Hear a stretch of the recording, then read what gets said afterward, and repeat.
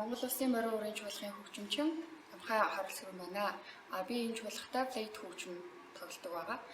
Манай морин үрийн чуулга нь бол маш онцлогтой, өрмөц зохион байгуулалт бүтцтэй юм чуулга байгаа.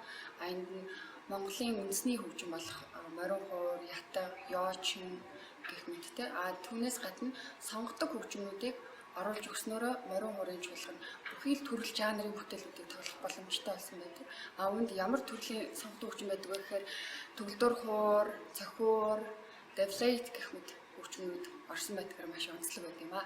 1993 онд хөгжим бичгийн сургуульд флейт хөгжмийн ангид ирсэн орсон байгаа.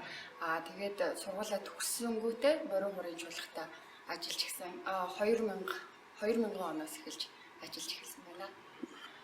Флейт хөгжим маань Монгол үндэсний хөгжим болох лимб хөгжимтэй төстэй. Ер нь бол тоглох арга барил ийм хувьд бол нэлээд төстэй. Гэхдээ флейт хөгжим гэдэг маань өөрөө тийм сонгодог тийм хөгжим байгаа. Тэгэхээр энэ хөгжмийг тоглоход бол мэдээж бид нарыг анх хөгжим бичгийн сургуульд шалгаж авч байхдаа бол хуруу урттай байх хэрэгтэй, шүд сайтай байх хэрэгтэй гэх мэт тийм шаардлагуудыг бол тавьдаг л да. Гэхдээ хөгжим сурна гэдэг бол тухайн хувь хүний хэр тэр хөгжмөдөө сонирхолтой байгаа, хэр дуртай байгаагаас шалтгаална.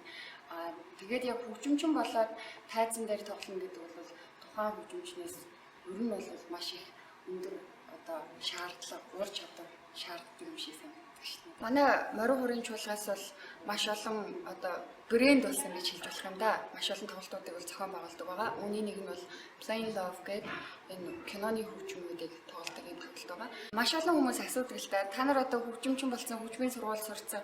Юугаа давтаад идэм бэ гэдээ асуугаад байдаг.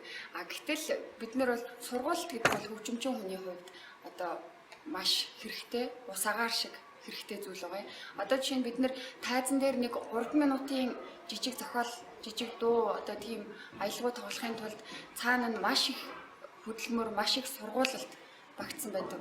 Тийм учраас бид нэр өдөр болгон сургуулалт хийн. Жишээ нь Plain Love тоглолтод маань оролцож байгаа маш олон шин зохиолууд байна тийм. Шин киноны хөгжмүүд байна. Тэгэхээр эдгээр зохиолуудыг бид нэр яг үзэгч түмэндээ сайхан тоглолт хүргэхийн тулд маш их сургууль хийдэг байгаа. Plain Love 2017 тоглолт маань удахгүй буюу 3 сарын 7-8-нд корпорат концертын танхимд тоглохоор бид нэр бэлтгэл сургуультай орцсон явж байна. Тэгэхээр киноны хөгжим дуртай, кинонд хайртай дуртай та бүхэн энэ концертыг ирж үзээрэй гэж урьж байна. Мөн бид нэр энэ концертыг та бүхэн төлөвлөхийн тулд маш их хөдөлмөрлж байгаа шүү гэдгийг бас хэлмээр байна.